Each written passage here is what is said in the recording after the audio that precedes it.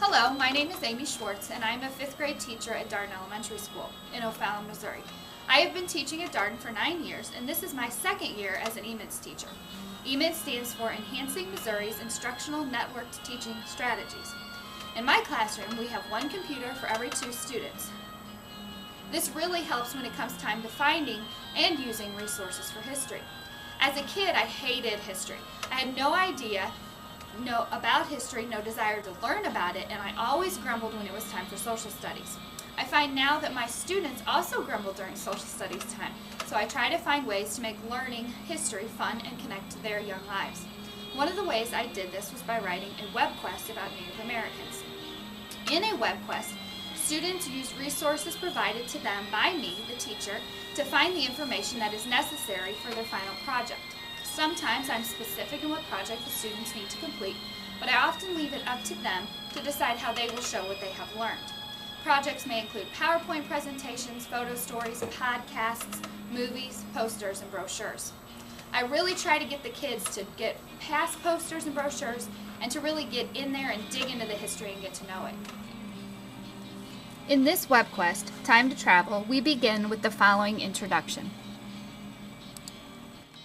You walk into the classroom and find that it has been emptied except for Mrs. Schwartz in a large gray metal box.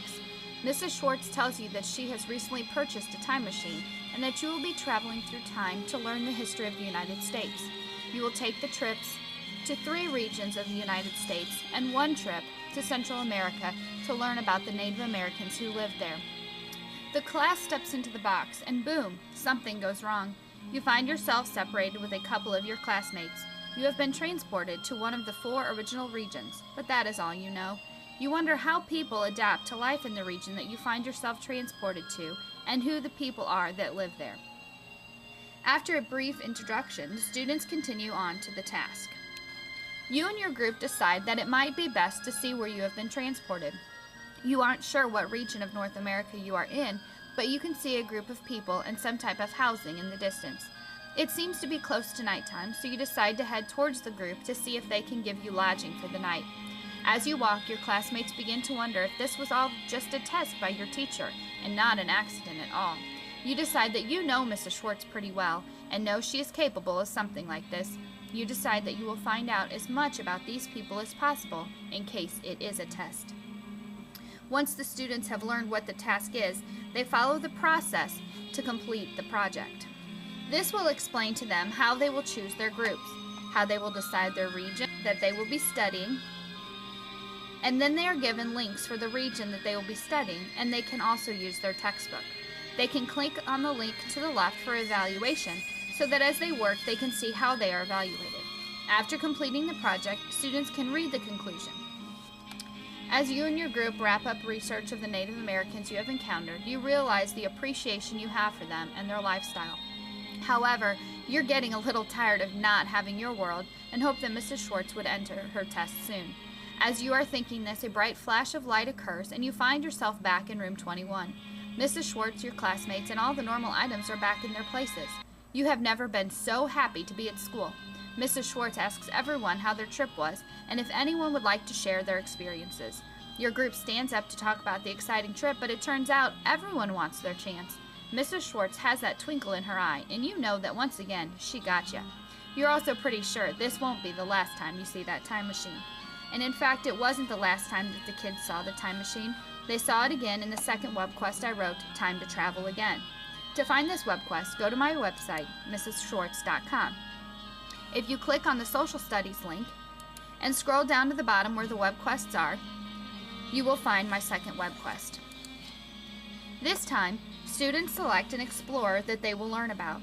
They are transported to the birth of that explorer through the time machine and will report on that explorer's life. They will create a diary that includes an entry for 10 important events in the explorer's life. They can decide whether this diary will be made on paper or if they will use another format, including PowerPoint, podcast, or photo story. Allowing the students to produce their diary in their own way really allows them to get to know their history and hopefully enjoy it.